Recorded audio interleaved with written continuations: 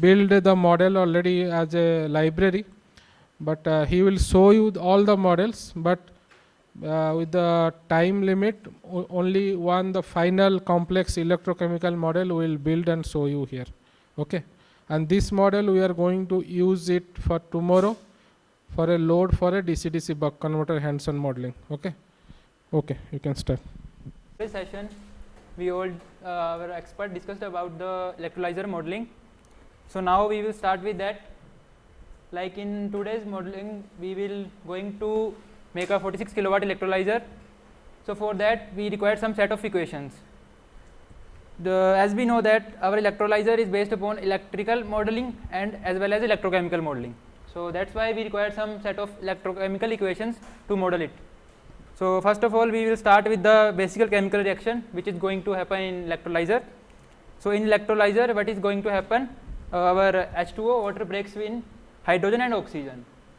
So as we know, when any product dissociates between two reactants or reactant dissociates between two products, we have some change in energy. It may be positive or negative, it depends upon the type of reaction. So after that, we will try to model this equation as a Gibbs energy G is equal to H minus T delta S. To more precise, if we want to calculate the change between Gibbs free energy, we can write this equation as this one. So here delta H represents the change in enthalpy, or delta G is Gibbs energy change, and T is temperature in Kelvin, and delta S entropy change. So here we have significance of each term. Already our expert has discussed about that. So now, first of all, we will try to calculate the standard reversible voltage, because in Nernst equation we know that E is equal to E naught minus RT by ZF ln reaction quotient. So standard value we can calculate by this formula at a relatively high temperature.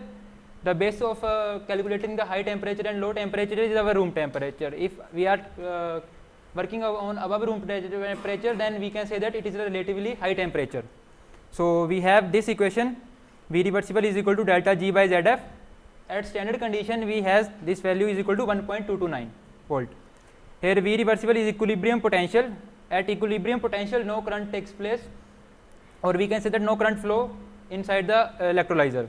Here delta G gives free energy change, and Z is the number of electron transferred during that reaction, which is equal to 2. Second, so in between terms is F. The F is Faraday constant. So using this value, we can calculate the standard V reversible voltage, which is we are going to use in open circuit or reversible voltage while we have non-standard condition. So at non-standard condition, when we required V reversible voltage, we are taking the help of Nernst equation. So as we know that delta G is equal to delta G naught plus RT ln reaction quotient, which is represented by Q here. So delta G naught is equal to this from our equation, and when we further modify this equation, we can get V open circuit or B reversible is equal to B reversible standard plus RT by ZF ln reaction quotient. Here reaction quotient is determined by this formula, because here we have partial pressure of hydrogen and partial pressure of O2 raised to power 1 by 2, because in reaction we have half number of oxygen molecule as compared to hydrogen and water. So that's why 1 by 2 terms is there. So this pH2 represents the partial pressure of water vapors. So by this formula, or we consider this equation, we can calculate the reversible voltage, which we can using in our electrochemical model. So after calculating this reversible voltage, we are going to calculate activation potential. So to calculate the activation potential, the basic one is the Butler-Bolmer equation, which is the electrochemical equation. With the help of this equation, we are going to calculate our activation potential. So Butler-Bolmer equation represent I is equal to I naught e raised to power alpha A F V neta by RT. Here every term has its significance. I is our current density, which is ampere per centimeter square. Here we mistakenly put meter square, but it is in centimeter square. I naught is exchange current density, which is this one, and alpha A and alpha C are the anodic and cathodic transfer coefficients respectively, and V neta is the activation over potential. So now we require the value of this V neta. So that's why we simplify this equation, and after all we end with V neta anodic is equal to RT by alpha F sine hyperbolic inverse I by 2 I naught anodic charge transfer. calculation we will perform for cathode electrode, because as we all know that in electrolyzer we have two electrodes, one is for anode, one is cathode. So this will represent the anodic calculation, and similar way we can calculate for cathode also. So this formula represents the cathodic activation potential. So our total activation over potential is equal to V neta anodic over potential plus cathodic over potential. After that, over activation over potential, we will going to calculate concentration over potential. One thing, we doesn't take care for over concentration over potential when we are working less than 3 ampere per centimeter square current density. Above that, we have to taken care for this less than 3 ampere per centimeter, it is approximately negligible, so we can neglect that. So to calculate V concentration, we write the electrochemical reaction for a electrolyzer, which is given in this way. So we can split this reaction as a oxidation and reduction reaction for anode and cathode respectively. So by this way, as we previously used the Nernst equation, now we are also using this equation again. So in such way, after performing these calculations, we get concentration potential in this way. So our concentration over potential is equal to V anode standard plus V cathode standard concentration potentials plus RT by ZF ln hydrogen concentration upon standard hydrogen concentration. Standard hydrogen concentration or nominal hydrogen concentration is calculated at standard temperature and pressures. But this H2, which is a calculated one, it can calculate any non-standard condition. So our standard at standard condition, V concentration anode and cathode is equal to 0, and below the 3 ampere per centimeter square current density, these terms are also has very less value, so we can easily neglect that. But when we are calculation our scenario change more than 3 ampere per centimeter square, then these terms have significant impact on our equations. So that's why we have to taken care for that also. So after that, our last potential is V ohmic. Actually V ohmic is the major potential, because our main electrolyzer losses are dependent upon that only. So V ohmic is equal to I cell dot R ohm. I cell is the current which is going to pass through electrolyzer, which is a very high current, because we want to operate our electrolyzer at a very high value. And here R ohm is the resistance of membrane. We can more precisely that resistance of membrane plus resistance, interface resistance. But in particular scenarios we neglect this term. Some literature propose that this is very less, so we can neglect them easily. But R membrane is a significant value, so we can calculate the R membrane or membrane resistance with the help of this formula, which is equal to delta upon A sigma. Here delta is the membrane thickness and A is the area and sigma is the conductivity. Like our expert also informed you that this sigma thickness is the main culprit behind the efficiency losses. If we want to get the maximum efficiency, then we have to taken care this thickness. In future research, scientists are working on that, so we can develop some models that somehow we can get membrane less electrolysis. So we can get minimum value for this, or so that our membrane resistance should decrease and our efficiency should increase. So these are the values which we are going to use in our modeling. So you can take screenshot for that. Electrical model for our proton exchange membrane electrolyzer. This is the static one. Why we called it static? Because in this model we are only considering the ohmic losses in it. But as we all know that in electrolyzer there is different types of things is there. But in this case we are only accounting the ohmic losses. So to account that ohmic losses, we are putting the resistance here, and we have this potential DC voltage source as a reversible potential. So in this we are having V cell reversible voltage, like in standard conditions we have this equal to 1.377. So to make this model we are taking a reference of thesis which contains all that models. All the values are mentioned there. So this is the value for cell reversible voltage. So in this way we have cell reversible voltage in series with that ohmic resistance, and this is our controlled source, which is basically this whole basically representing the electrolyzer. This controlled voltage source is controlled by this cell reversible voltage and V ohmic. For static model we are controlling our voltage source with the help of these two, and we are giving the supply for it. When we are using it as cell level, we are giving the supply across these two terminals, and here we are measuring the current for this. So shall I have to run? our power, you are able to see this step change. This is due to voltage change. Basically, we are giving a step change in our voltage to make sure that our electrolyzer works properly. This is the step we are giving at 5 seconds. So basically, this step is due to that. So here we are seeing that power is equal to 24, which is the results of V into I. This is the static model. So any doubt so far in this model? This is the basic one. If we want to make the same model for stack, then we have to change this reversible voltage for stack. In electrical model, we can replace this thing and be able to get the stack model. If you are given a power rating of the electrolyzer and voltage rating, so you will decide how many number of cells, like for instance solar PV. So how many panels you connect in series and parallel to get to the correct DC output.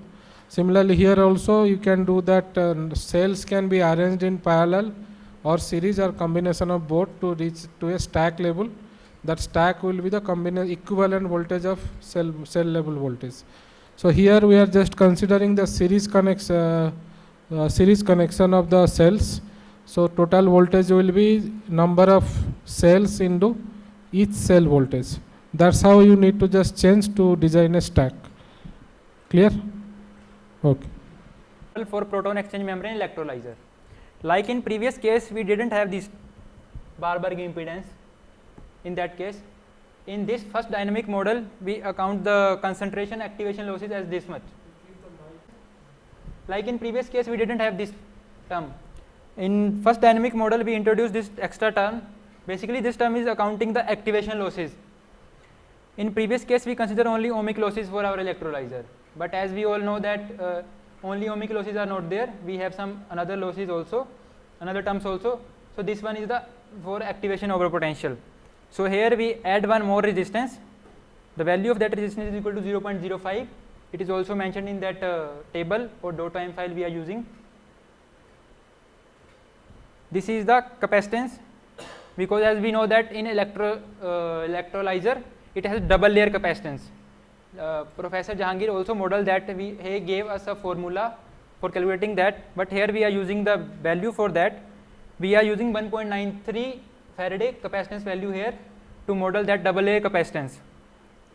So this represents our activation losses and this is our ohmic losses like previous one, and same manner this is our controlled voltage source, which is controlled by ohmic potential, cell reversible voltage, and now one more term is added here, that is activation potential.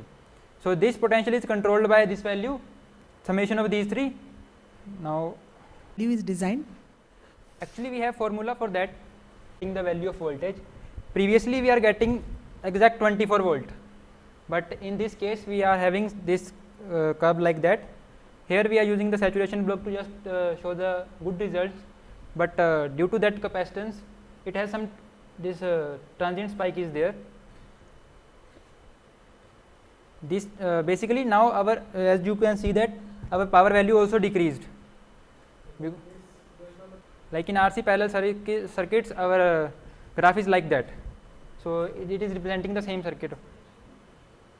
Consider the activation losses, but apart from activation losses, we also have the concentration losses. So in this next dynamic model, basically it is derived from that model only. Here we are just using one more resistance to account the concentration losses also. So this whole circuit is similar with the previous one. Here we are having the activation resistance and here we are using the concentration resistance. With the help of these two, we are concentration and activation losses for electrolyzer. With the help of these three values, ohmic losses, activation losses and concentration losses, we are able to get control signal for our controlled voltage source, and across these two terminals we are giving the excitation to our electrolyzer. This is the cell model. If we want to create the stack model for this also, then we can just replace this value with the cell voltage value. The results is little bit similar to previous one, but if you able to change that, previously our power is settling towards this much value, now it shifted somewhat upper than that. This is due to counting that concentration losses. So this is the counting concentration losses as a resistance only. But as we all know that we have 2 electrodes in our electrolyzer, so we have to make some arrangement so that our both electrode concentration losses should be accurately modeled.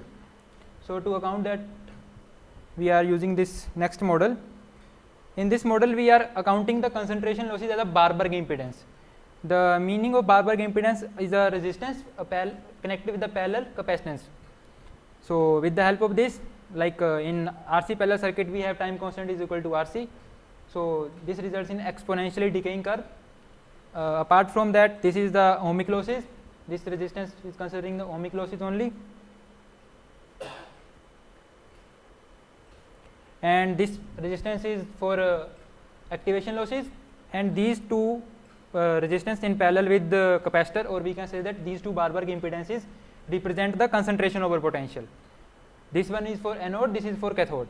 Here we are modeling it as a single one, but in further derivative of this model, we can model it as a different set of value.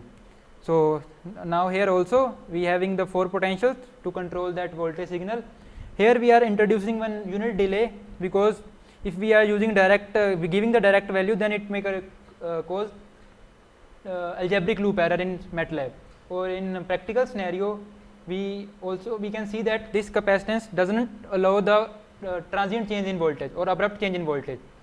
It has some it takes some time to get that value. So for that value, in practical scenario, we use first order transfer function here, in which we can multiply the tau with s.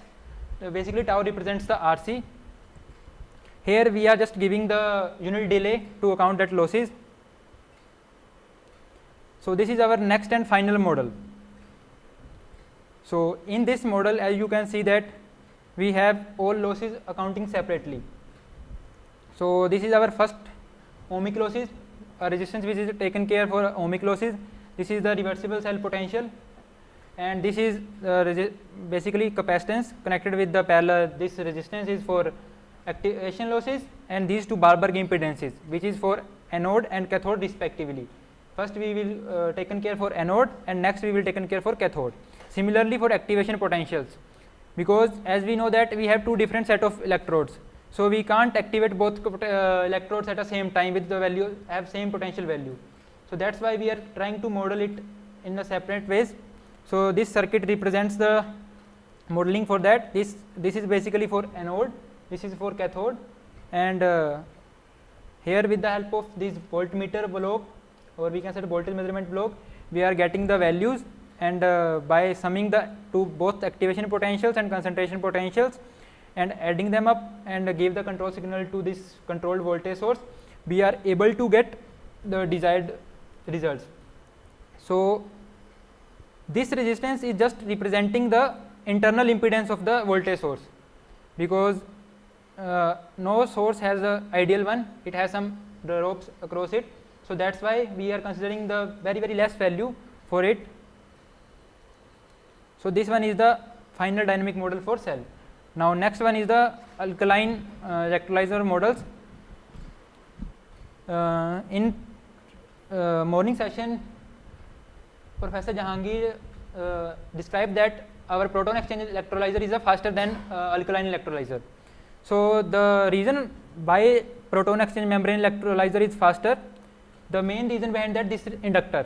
In alkaline electrolyzer, while we model it in electrical domain, we have this equivalent inductor here to represent its opposing, while in case of proton electrolyzer we didn't have this inductor. As we all know that inductor opposes the abrupt change in current. So when our current shifts to if anything happens inside the electrolyzer, then current inductor doesn't allow to abrupt change in the current. So that's why this inductor will cause the this inductor will increase the response time of alkaline electrolyzer. So if we want to see the response, we can check.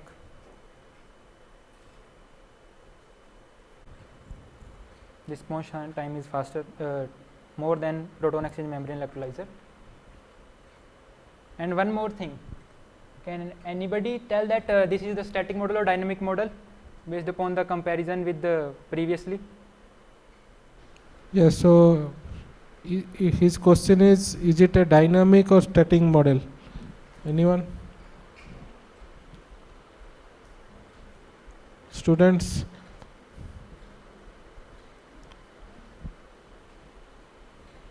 Here we have only ohmic losses. Ma'am, here we have only ohmic losses, so this is a static one.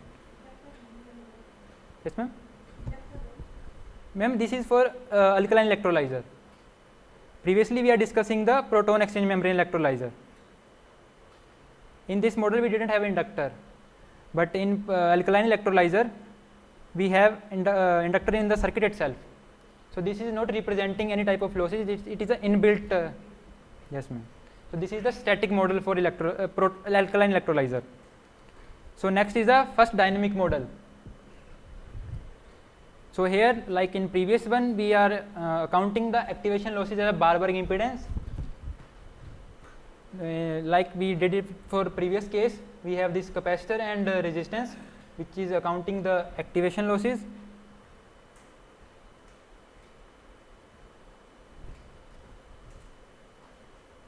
So this is the count the activation losses. All other things remain same. If we want to make equivalent circuit of proton exchange membrane electrolyzer with the help of alkaline electrolyzer, then we can do one thing. We have to just replace this inductor. Apart from that, everything is same in both the circuits. So this is the more detailed model for alkaline electrolyzer. Here we are modeling the anode and cathode losses differently in different cases. Here this is for activation potential for anode, this is for cathode respectively, and we are accounting these losses to give the control signal to our controlled voltage source. So we can discuss one stack model for this also. So previously we discussed the cell models for alkaline electrolyzer. So this is the stack model, because we can't give the too much higher value of voltage to a single cell. So we have to make some arrangements or number of cells in combination, so that we can able to give the supply of that much amount. So here we can, like in previous protonic exchange membrane case, we can just replace this V stack reversible voltage with this value for stack. Apart from that, resistance remains same in electrical modeling. This is the major drawback for this. While we are counting the electrochemical model or physics based model for we are particularly doing for proton exchange membrane electrolyzer, we taken care for these losses also, because while we have cell level calculation and stack level voltage, our resistance should not remain same. It has some changes. So now I can show you the power comparison. We can see that we have some different types of waveforms. These are basically representing the power in each case. So here the first, we can start with the yellow one. This is the static power. In next case, the blue one, you can see here. The second one is the dynamic power. Dynamic power in first case where we are accounting the activation losses only. So this is the that power, this blue one. It has some settling time, I think up to 0.4 second or 0.35 second. After that, it is overlapping the value which is given in the static power load. And next is the dynamic power in PEM electrical model. The third case, which is shown by this orange curve. This has some drop because this is the electrochemical model. We are trying to model this after IT session. So next is this violet curve.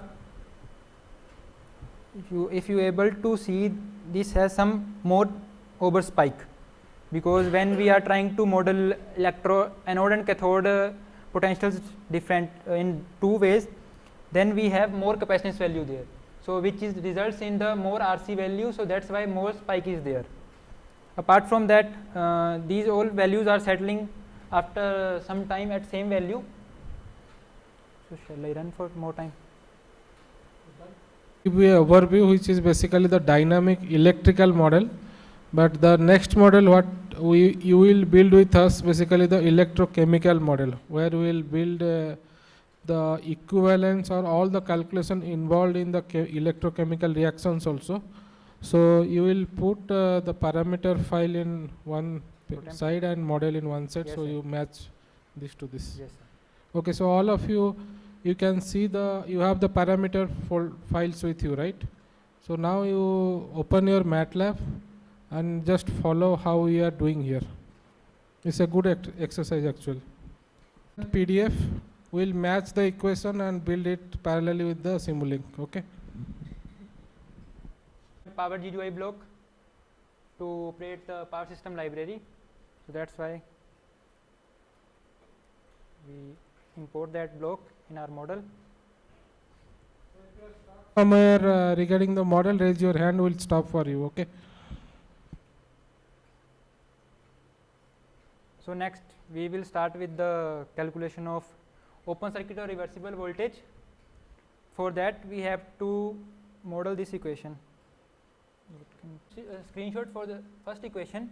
Now we are going to model this equation. Yesterday you saw how you use .m file. The same .m file will use the mathematical operation using the block itself. So either you can use .m or you can use like this what you are doing now. So all these blocks, basically you have to take a constant block and a product block and a summation block. So with the help of that, you try to build this part first to calculate the concentration over potential, right? No sir, this is the reversible or open circuit. Open circuit voltage, which is basically, if you can see, it is independent of current. So this is the amount of potential required to start the electrolysis process. Yes, sir. So please try to build this. So for this V reversible standard value, we have this value in our .m file, which we can share with you in the form of screenshot if you want the reference. Constant block is accounting the reversible value at standard conditions, and this constant block is for this value RT by ZF. We are using it constant because we already defined these values in our .m file, so that's why we are using it as a variable. No worries, we gave these values in that PDF which is shared by you. So first you build these variables, then we will create a .m file, and there you can take the values from your table, parameter table.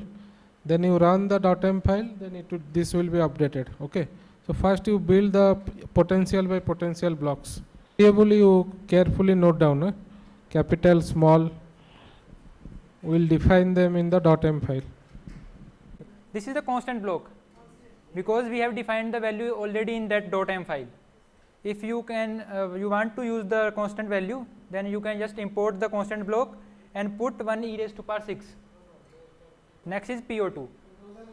So if you see the right side, that's what we are going to implement. The open circuit voltage expression, that is exactly replicated in Simulink to save time. Gain block, that gain is 1 by, so basically the denominator of this function, 1 divided by P underscore H2O, partial pressure of water. If you double click search and type S small qrt, it will give you that square root function, and you can add here. Partial pressure of oxygen. So are you everyone getting the components, right? Okay. Equation we are multiplying. So again you just double click and search product. You will get a product block the next time. So copy and paste, 2 product block we require. You will use basically you search math function. Once you get the math function, you scroll down that, then search this logarithm function. Complete the formula for open circuit voltage. And this is a go-to block. This is called a go-to block. Double click. So if you double click search, you will find go-to, and in the tag visibility you put global. Okay. because we will use that value for other purpose, so we are just tagging the variable B open circuit. All these parameter values we will define after we build this. We will go to the next block. So basically in the next block you build below this, so that whoever doesn't complete it, they will still follow. Using from the previous potential, so no need to again search. So in the first potential calculation, any doubt? 1.2. Yeah. So that is the standard, what is that? Reversible standard value. Reversible voltage at standard temperature and pressure. This one. 1.2 is a constant. We have equation for that also, but for the time being we are using the exact value. But if we want to calculate this value at any temperature, we can have the equation for that. Potential over potential using this function. This is the next equation we are going to implement. If you want to teach, then at a time we will show the dot time, you can copy paste.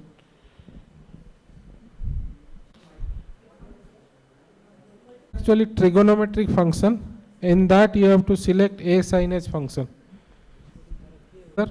and then we will add them to get the total Activation over potential. Activation over potential.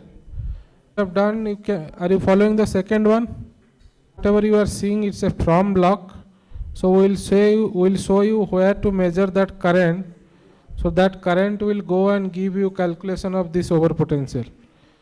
So the input whatever C is a from block, that is takes current measurement. Okay. Are you getting, all of you? So that you can better understand these equations. Okay. Particular important thing is here the unit of each parameter. That has to be proper, otherwise you will not get the actual voltage unit. So the top one is the anode, and this I naught underscore A is A denotes anode, and below the copy of the top one is a cathode. Anode and cathode. In above one we are using here alpha A for anodic charge transfer coefficient. In down one we are using alpha C, cathodic charge transfer coefficient. In above one we are using exchange current density of anode, and similarly in down one we are using an exchange current density for cathode.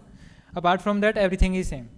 Two over potential, one is for anode, one is for cathode. Okay. From our circuit itself.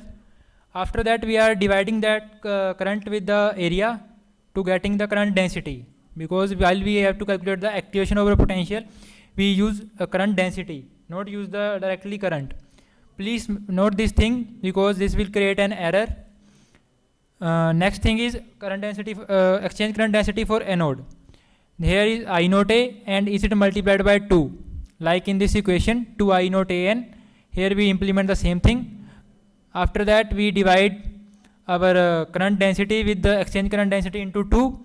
Then we take inverse sine hyperbolic of this term, and then in the end we multiply this term with universal gas constant multiplied by temperature in Kelvin. We use the value as per the totem file. Here alpha is the charge transfer coefficient for anode, and F is the Faraday constant, which is equal to 96485. So this calculation we performed for the anode itself. Now next one is for cathode. The only change in between the anode and cathode is the charge transfer coefficient for cathode, which is alpha C, and next one is I naught C, which is exchange current density for cathode. Apart from that, all things remain same. We are using the same current in both cases, and area is equal to 290 centimeter in both cases. And at the end we will find the summation of these two to get the net concentration over potential. Have divide. So that's why in this block this thing is multiplied and this is divide. This is a divide block.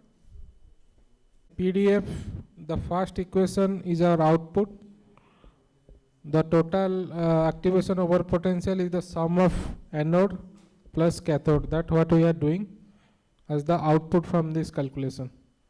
The cathodic over potential in some cases, but for the time being we are considering it to make more precise model, because this value is lesser than that, so that's why we can easily neglect this. Done so far? Any question? Current divided by area become the small I. Okay. It is represented by small I in literature also. So we please are note here, representing it by capital generally in electrical we small I we assume current, but here in this equation we are representing as a current density. Okay. Already built or any question first? Let me ask you.